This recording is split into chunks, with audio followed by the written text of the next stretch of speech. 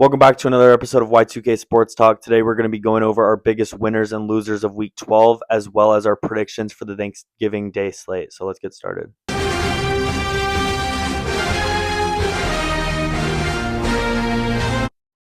So to get started into my biggest winners, I'm going to start off with the Texans.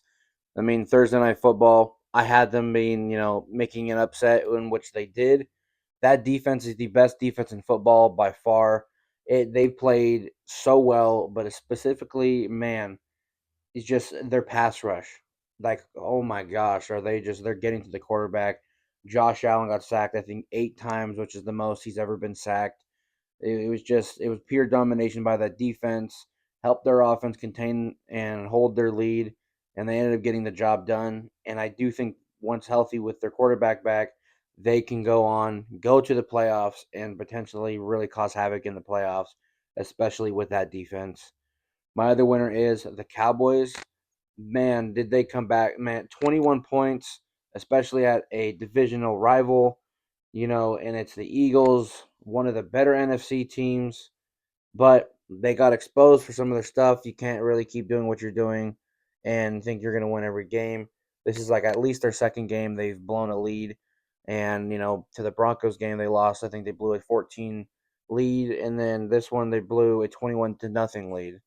So, huge for the Cowboys, especially that defense. They stepped up because, man, that defense earlier this year would have let them score 30 more points and made it a 51-point game or something. But they stood up, they showed out. The offense locked in, the defense locked in specifically. So everyone seems like they're be locking in, and in a very much so win game. You need to win that game if you want any playoff hopes. They came, they showed everything they needed to show. They conquered the win, and they got it, especially on this short week coming up for who they're gonna have to play soon, being the Chiefs, who are also in a struggle win now mode. It's a huge win for the Cowboys and a huge morale boost, and they definitely needed to win. So moving on to my last winner, I have the Chiefs. To beat the Colts, who are one of the better AFC teams, specifically, I'm pretty sure they were down until the fourth quarter when they started to come back. Mahomes locked in. Everybody did. Everyone did what they were supposed to do. Like I said about the Cowboys, they're in win now mode. They have to win if they want to go to the playoffs. So to come in and beat one of the better AFC teams, who you might see again in the playoffs, is huge. It shows that you still have what it takes to win a playoff game, to make the playoffs, and actually make a playoff push. So, with that being said, those are the winners. All three teams needed wins now to continue their playoff hopes. They did exactly that, and they all have a future in the playoffs. Moving on to my losers, though, I have the Bills. That O line and Josh Allen. He went into some sacks himself, so some of them were on him. A lot are on the O line. The receivers not getting open. That whole team, man. It's if they get to the playoffs, I don't see them really doing anything because that team is just they're not good enough right now to win a playoff game. Specifically because the defenses that are going to be in that playoff, picture, it's going to be really hard for the Bills to pull anything out. This year kind of seems like it's not their year, specifically on how just everything's been looking. Who knows if they even make the playoffs? But yeah, like I said, if they do, I don't expect them to do anything. So just finish the season out how you want. Move on to next season. Try to actually get some weapons for Josh Allen. Get the O line upgraded because they looked horrible on Thursday. So that's why they're one of my biggest losers. Another loser I have is the Eagles. You blow a 21-0 lead, especially on a game that you were obviously destroying on every single level of football. That's why you're up 21 to nothing, and then you just didn't score anything at all. And your last score was early second quarter.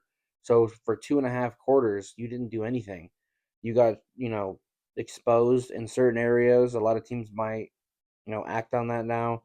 Who knows how the rest of their season is going to turn out? But to blow a 21 to nothing lead to a divisional opponent that you could have potentially eliminated them from the playoff contention, or at least really lowered their hopes down 0 to none. You didn't do it, and the world getting put on notice that the Eagles could potentially be frauds. So that's why they're one of my losers. Another loser I have here is the Vikings because I mean I have them as just like one of the biggest losers in the NFL as, in general. Their quarterback situation is very sucky. It's making Justin Jefferson look like he's not as good as he is. Everyone knows he is. That's why everyone doesn't blame him. But there's just a lot going wrong with that Vikings just team. Inconsistent play on the defense, inconsistent play on the offense, specifically at quarterback. O line can never stay healthy. You don't have that good of a run game, which could factor in because of the O line as well. But you don't have that much talent besides your receiving game with Hawkinson or Addison and Jefferson. Those are like your three pieces. And then on defense, you just have a bunch of people that are too inconsistent. Like your edge rushers are showing the most consistency at points in time. But even, every single person on that defense has shown games where they're like, oh, wow, this is a really good defense. Then there's times where you're like, wow, this is a bottom defense. They're not doing anything, which they aren't going to do anything this year. Even if they pull out a couple of wins, I don't see them doing anything specifically at the quarterback position in terms of getting better, at least this year. They definitely need to bring in some type of competition to see if maybe that lights a fire under JJ.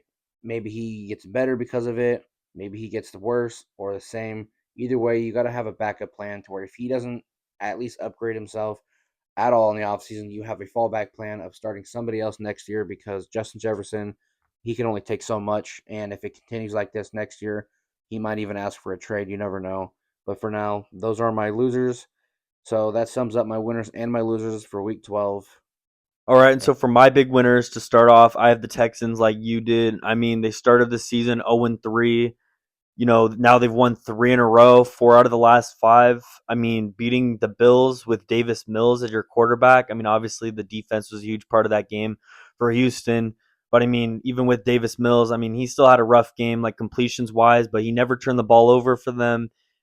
He did have 2 touchdowns, so that was like a pretty, all right performance enough, obviously, to give him the win.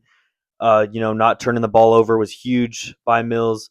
But I mean, the fact that you can beat the Bills, it shows, how good your defense is. Obviously, the Bills have been up and down, but either way, this was a huge win. Like I said, this is 4 out of the last 5.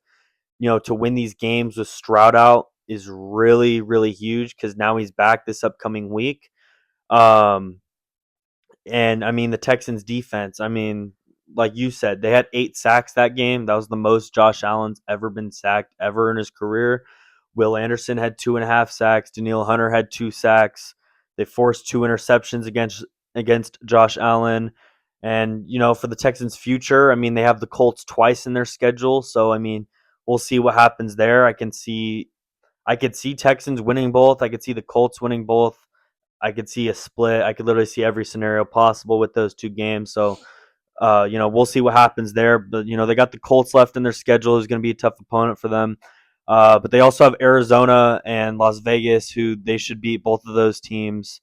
But either way, with Stroud coming back, this is like the right amount of momentum. This is huge for them, to take care of business. If their defense has been really consistent all year. Their offense has been what's up and down, but I mean, with all the team's momentum and confidence right now, and like I said, with Stroud back, I mean, they're definitely gonna go to the playoffs on the pace that they're on right now. So that's huge for them.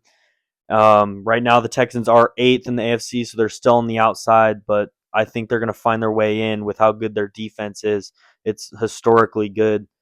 So next up, I got big winner Chiefs. I mean, it was basically a must win in a way for Kansas City. If it wasn't a must win, it was certainly getting close to it. But I mean, to beat the Colts, I mean, one of the best teams in the league, one of the like top 7, top 8 teams in the league in Indianapolis is a huge, huge win for them. I had the Colts winning that game, obviously with how up and down the Chiefs have been. But I mean, that is a huge game. Like I said, it's practically a must win for them.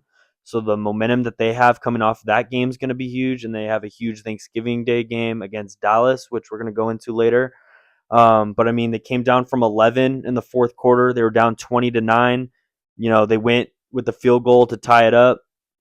And then in overtime, they got the field goal to win. It was huge for them. And I mean, a huge part of their win was stopping Jonathan Taylor. 16 carries, only 58 yards from him. He didn't even score a touchdown, which is rare to see this season from him. And, meanwhile, for the Chiefs side, Mahomes, I mean, he threw for 350 yards. Rice, he had 141 yards receiving. So it's a huge win for the Chiefs. Huge statement, obviously. Like I've said before, I do want to defend the Chiefs. They're 6-5. It's above 500, but obviously that's not what we're used to seeing from them. But they have had a really rough schedule. I mean, not just obviously the Colts, but they had Denver last week. They played the Chargers in week 1 when when the Chargers were really hot to start off the season. They played the Jaguars on the road, who Jaguars have obviously slowed down, but they're still a 7-4 team right now. But they were definitely on a run in that Chiefs game. So, Yeah. I would like to defend the Chiefs schedule. They are going against pretty tough teams, but this was a tough team. They, beat this tough team, and it was a must win for them pretty much. So, huge win for them. Next up, I got big winner Dallas, like you had. I mean, just like the Chiefs, is kind of like a must win for them. I mean, pretty sure if they lost, against the Eagles last week, their playoff chances I think were maybe like 5% or 6%, something like that. But either way, for them to get a win and not have to worry about that percentage chance is huge for them. It's back to back wins for them. Coming off the bye week, with the Raiders and now the Eagles. But I mean, they were down 21-0. So obviously the defense, it was kind of like a shame they weren't there, but they just locked in from the second half on. I mean, you can't win the game. Brian Schottenheimer said that you can't win the game in the first or the second or the third, but you can win the game in the fourth quarter. Their defense completely locked in, and then the offense showed up like we knew it would. Getting the game-winning field goal. Cowboys put up nearly 500 yards that game. George Pickens caught every ball that went his way. He was 9 for 9 with 146 receiving yards and a touchdown. Huge win for Dallas. Like I said, it was kind of like a must win for them, just like the Chiefs game. So that's a huge game, huge divisional game to win that. A lot of momentum going their way. Obviously, with Marshawn Nealon's situation, I just feel like this Cowboys team is definitely different. Obviously, factoring in the trade deadline and coming off the bye week, they're clicking on all levels. They have all these things going right for them. So that was a huge win for them. And next up, I'll even give a big winner to the Rams. I mean, they destroyed Tampa 34-7. Obviously, Baker was hurt that game. So, I mean, there is kind of like an asterisk to that. But I mean, even when Baker was playing, it wasn't very good. Baker's stats, 9 for 19, 41 yards, 1 touchdown, and 2 interceptions. I mean, to throw the ball pretty much 20 times and only get 41 yards is really good defense. It's extremely good defense. So I'm just giving the Rams a big winner because, I mean, not only did they destroy the Buccaneers, like I said, obviously Mayfield got hurt, but I mean, they still won the game by 27 points, but they look like the best team in the NFL. To me, right now, they are the best team in the NFL. I mean, their defense, the way they shut down Mayfield, the way they've been all season, Stafford continuing to click. Right now he's at 30 touchdowns, 2 interceptions. Once again, still not throwing picks since like week 3, pretty much. Really, really huge for the Rams. I mean, they got all the momentum in the world. That's really huge for them. But I mean, as well. Stafford, you got 275 yards that game, 3 touchdowns. Like I said, 0 interceptions. And then Devontae Adams got 2 touchdowns as well, which leads receivers in touchdowns this season. So, but overall, I mean, the Rams are looking amazing. They are my number one team, especially after that game. So that's why I'm going to give them the big winner this week. I'd like to give a shout out to the Bears. I mean, they're now 8-3. They almost lost to Pittsburgh, but a win's a win. Huge for them. They're third in the NFC right now. They're literally just behind the Eagles. No one would have expected that, especially, after week 12. But that's huge for the Bears. So I'd like to give a shout out to them. Shout out the Ravens. I mean, kind of just staying the course, winning 5 in a row. I mean, 4 in a row with since Lamar's came back. They obviously won the game right before he returned as well. So, I mean, to start the season 1-5 and now be 6-5 just like that, it's huge for them. And, Derrick Henry had a couple touchdowns last week as well. So that's some stats from that game. But it's huge for the Ravens on the momentum trip they're on right now. Obviously, the Ravens are now number one in their division, passing Pittsburgh, which is something I had talked about a few times, a handful of times in the past episodes. Watch out for the Ravens, especially with their easy schedule with Lamar coming back. And, I kind of expected the Ravens to overtake them like my playoff bracket had. I had the Ravens winning that division, but the fact that they got the lead so quick is why they're a big winner, getting all these wins in a row. Meanwhile, Pittsburgh is winning and then losing and then winning and then losing. It's Yeah. not going to work like that when you got the red hot Ravens coming in. So overall, a huge winner for the Ravens, basically, based on, overtaking Pittsburgh and doing it this quickly. So that's huge for them. Shout out Browns. Obviously, they're not really a contender, but another thing this last week that was really nice to see. I mean, 10 sacks on the defensive side. I mean, I don't care who you're going against. 10 sacks in a game is crazy. So it just shows how good that Browns defense is. So that's huge for them, huge for their future if they can figure it out on the offensive side of things and be a more balanced team. But huge for them this Yeah. last week. And then, kind of like a weird side note on, that Browns Raiders game that I kind of would want to talk about. Geno Smith needs to go for the Raiders. I mean, I ain't even really going to be talking about his performances, this last season too much. But I mean, the fact that, you now see clips of him flipping off his own fans and multiple times flipping off his own fans and, you know, clips of him coming into the stadium at home and all these fans are giving all these players high fives and he doesn't even act like they're there and he just totally like shrugs them off. He throws a touchdown to Ashton Genty this last week and Pete Carroll tries to give him a high five. He ignores it. O lineman comes up to him to celebrate, completely moves him to the side and walks to the bench.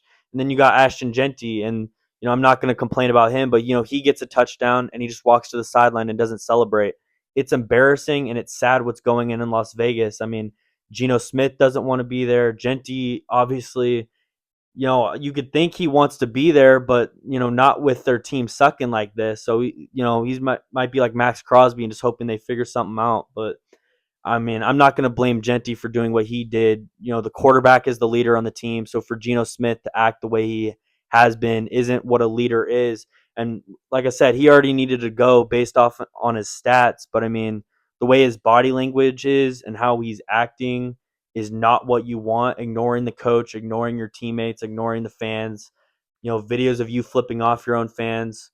Overall, it's like I said, it's embarrassing. It's not what you want from your leader quarterback, a veteran quarterback too, doing that. Yeah. Definitely he's got to go. Even, last thing, he's in press conferences after the game and he isn't really taking accountability. He just starts being sarcastic, which is not what you want from your quarterback who, has 2 wins. Your quarterback has 2 wins through week 12. And here he is in his press conferences just being sarcastic, talking about, yeah, just blame everything onto me. He said, if your kids have a bad day at school, blame it on me. If you have a bad day, go blame it on me. If your car breaks down, blame it on me. It's so embarrassing to watch it. And I just had to call that out because that's just not what you want from your quarterback. That's all I'll leave on that. But it's just not cool from him, pretty much. And then for my one and only big loser, I got the Steelers, and that's mainly based on them losing their division lead to the Ravens. I mean, it was a valid loss in a way because they almost won against the Bears, and they did it without Aaron Rodgers. They almost won, so it's sort of valid, but overall it's kind of not because you lost the game and you no longer have your division lead anymore. But I mean, now Pittsburgh's going to be playing from behind. you know like I said, I'd warned everything about Pittsburgh and Baltimore in the past few episodes, but I mean, with the Ravens' easy schedule ahead, I don't really know what to think for Pittsburgh. They got to lock in. Like I said, they're playing from behind right now in that division race. So with the Ravens' easy schedule, they got to go figure something out. Pretty sure Rodgers is going to play this Sunday, so hopefully he does. But the Steelers need to figure something out. But based on last week losing the lead, they do finish off my big losers. So to start off the slate, Packers versus Lions. I have the Packers winning this in a low-scoring game, 17-13. The Lions did just get their center back, but I don't assume he's going to play just right away. He's got to re-ramp up. That offense on both sides have struggled, but the Packers' defense being better, I have them taking it for that reason strictly. I do expect Gibbs to at least do a little bit of something here and there like he usually does, but I expect it to be kind of like week one. Besides, I don't have it being that far apart, but I do have the Packers winning 17-3. Then moving on to the Chiefs and the Cowboys, I have it being a very, very close game, but I have the Cowboys pulling it out, being at home. I have them winning 27-26 in a very, very close game. It may be the last drive of whoever gets it might be the winner of this game because that's how I think it's going to be a close game. That's how these games kind of go. So both teams needing a win. It's going to be a really hard fought game. Hopefully, it's a good game with no injuries. But I do have the Cowboys winning that one. And then to end off Thursday, we have the Bengals versus the Ravens with Joe Burrow back, Jamar Chase back. I think their morale is going to be so high. I have the Bengals winning 24-21.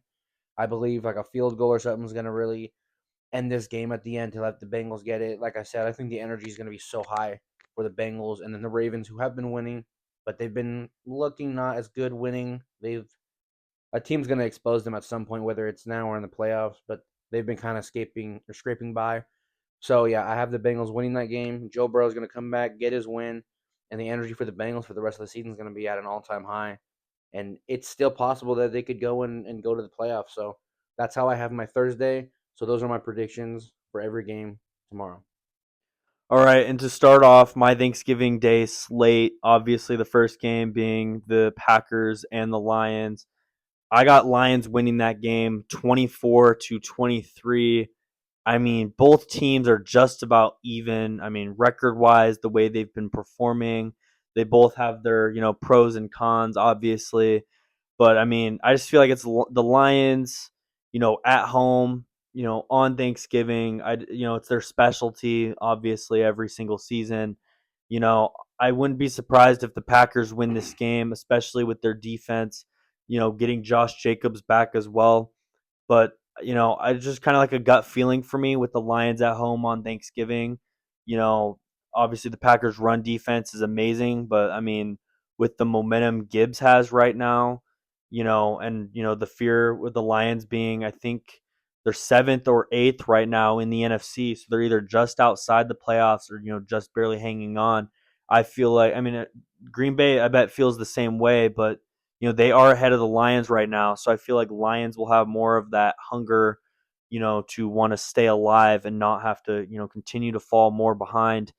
But, with the Lions defense being pretty iffy, I feel like the Packers could pounce on that as well. Obviously, the Packers offense, though, has been pretty dang inconsistent. They almost always have slow starts in the first half.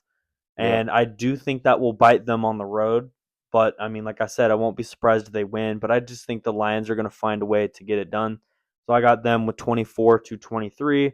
Next up with the midday game, Chiefs Cowboys. I mean, once again, I mean, this is a great slate of games on literally the perfect day. I bet that game's gonna break records. The Yeah, Cowboys I Chiefs. I mean, bet they're gonna be like, "It was like the most viewed game ever," or I like at least bet, on Thanksgiving, dude. I bet. I mean, man, I just literally can't wait for this game. And now, like, I already couldn't wait, but I mean, now considering like the stakes for both teams, I mean, I had both of them as big winners because they're practically in must-win situations. I mean, if they lost their last games, their playoff chances I think were like below, 15-10% or something like that. But either way, they were dramatically low, not in a position you wanted to be in. So I mean, just like the Packers Lions, and like I can see for the Bengals Ravens one as well. This game could go either way. I mean, I really don't know. I'm literally just kind of just flipping a coin here on who I think is going to win the game. Yeah. But I mean, I don't really know. I mean, with both teams and momentums, you go either one. Like I'm saying, I got Cowboys. I just feel like with their momentum, and you could argue it for both sides, both teams' momentum and everything about both teams right now just match each other. But with Cowboys being at home, and like I said, with everything that's happened with them and all the momentum that they have, I do have the Cowboys. They do have, I think they have the slight edge of momentum more than the Chiefs do. And then, like I said, with everything that's happened recently with them, I just feel like the fire is there for Dallas, at home. I mean, the whole team's playing amazing on offense. Their defense after the trade deadline has definitely stepped it up. We've only gotten a 2-game sample from them, which is kind of unfortunate. I wish I knew much more about the Dallas defense, but they've definitely showed up in the 2 games that we have seen this new look defense. So I think they're going to be there. I mean, I still have it being a high scoring game because I think the Chiefs obviously are going to be hungry in their own way. That's why I have them scoring 28. But Cowboys, Cowboys offense beats the Chiefs offense in my opinion. And with the momentum, when you're mixing the momentum with the Cowboys defense as well right now, I think that beats the Chiefs defense. So I do have Dallas pulling that win with all the momentum they have. And the next up, I got Bengals and Ravens. I got Bengals 24, Ravens 21 in overtime. I just feel like that's the type of game we're going to see, Thanksgiving night. I just feel like it's bound to happen. But I mean, obviously, I would have gone Ravens. But I mean, with Joe Burrow back, with Jamar Chase back, I just feel like the Bengals. I mean, with everything they have, with their momentum, with those players coming back, the confidence, kind of like a fire and energy and hunger that they have.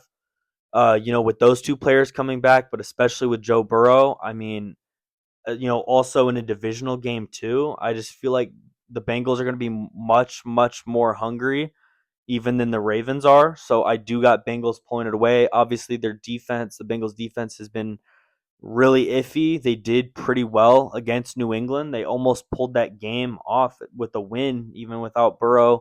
So overall, the Bengals defense definitely stepped it up last week. I think they will step it up this next week as well, this upcoming week.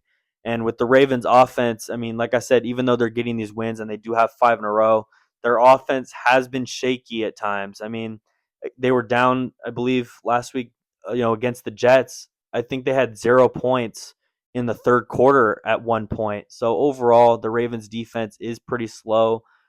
I don't think the offense is completely clicking yet enough to be a Bengals offense that has everyone back now. But I mean, I feel like the Bengals, their hunger is more than the Ravens is. So I got Bengals winning that game in overtime. Hopefully, you guys liked today's video on everything we just talked about. Have a good Thanksgiving with your families and everything. And we look forward to seeing what happens this week in football. Look forward to our Instagram to see our picks for this week and everything, or any updates of anything following the next week. So we make sure to look out for our new video next week when we post, obviously, our Thanksgiving and everything, when we recap it all. So thank you guys for everything. Like and subscribe, and thank you for watching.